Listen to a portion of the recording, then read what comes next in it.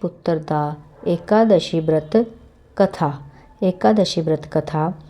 धर्मराज युधिष्ठिर अपनी जिज्ञासा के साथ एक बार फिर भगवान कृष्ण के समक्ष उपस्थित थे।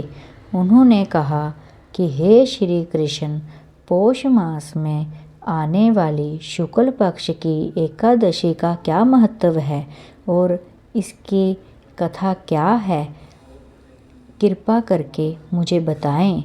इस पर श्री कृष्ण ने कहा, हे धर्मराज, ध्यान से सुनिए। पौष मास के शुक्ल पक्ष की एकादशी को पौष पुत्रदा एकादशी के नाम से जाना जाता है। इसके जैसी शुभ तिथि त्रिलोक में और कोई नहीं है। प्राचीन काल में भद्रावती नगर में राजा स्केतुमान राज्य करते थे। उनकी रानी का नाम चंपा था। हर धर्म का पालन करने के बाद भी दोनों राजा रानी कई समय तक निसंतान रहे। उनके वंश को आगे बढ़ाने वाला कोई नहीं था।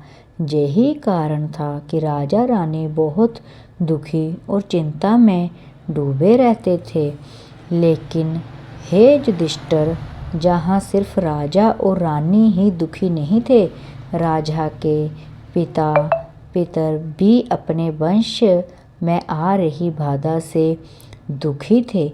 वे आपस में बातें करते थे कि हम अभागों के भाग्य में अपने वंश से तर्पण का सुख पाना नहीं लिखा है।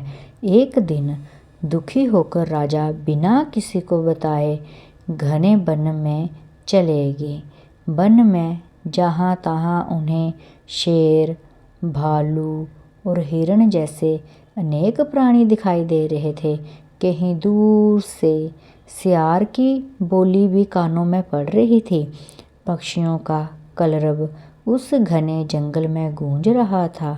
यह देखकर राजा कुछ देर के लिए अपना दुख भूल गए। थोड़ी देर में राजा को प्यास सताने लगी। बहुत ढूंढने के बाद राजा को एक सरोवर दिखाई दिया, जिसके पास में बहुत से ऋषियों मुनियों के आश्रम थे।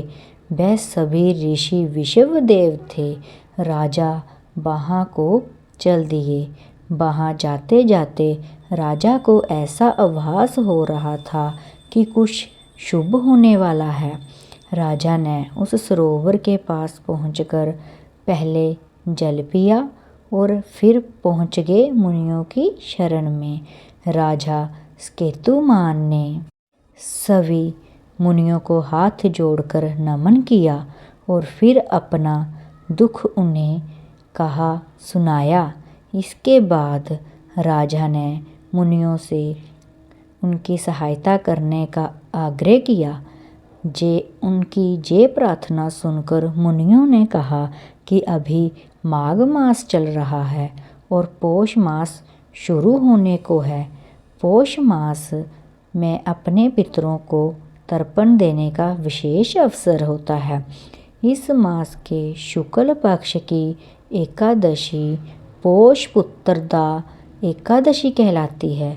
जे संतान का आशीर्वाद देने वाली तिथि है। इसीलिए आप और आपकी पत्नी इस व्रत का पालन करें। श्री हरि आप पर अवश्य कृपा करेंगे। मुनियों से ये सुनकर राजा ने उन्हें बारंबार प्रणाम किया और महल की ओर चल दिए। महल पहुंचकर उन्होंने रानी को सारी बात बताई। अगले माह में जब पौष पुत्रदा एकादशी की तिथि आई, तब राजा रानी ने पूरे समर्पण के साथ विधिवत इस व्रत का पालन किया और दिवाशी पर पूजा करने के बाद पारण किया। हे धर्मराज, इस व्रत के पुण्य के प्रभाव से रानी चंपावती गर्भवती हुई और एक तेजस्वी बालक को जन्म दिया। वह बालक अपने पिता की तरह धर्मनिष्ठ राजा सिद्ध हुआ। इस बालक के द्वारा किए तर्पण से राजा केतुमान के पितर प्रसन्न हुए, उन्हें ढेर सारा आशीर्वाद देकर स्वर्ग की ओर चल दिए। हे युधिष्ठिर, ये है पौष पुत्रदा एकादशी की कथा। पौष पुत्रदा एकादशी के दिन इस कथा को सुनने से आपको अग्नि अष्टम यज्ञ का फल प्राप्त होता है।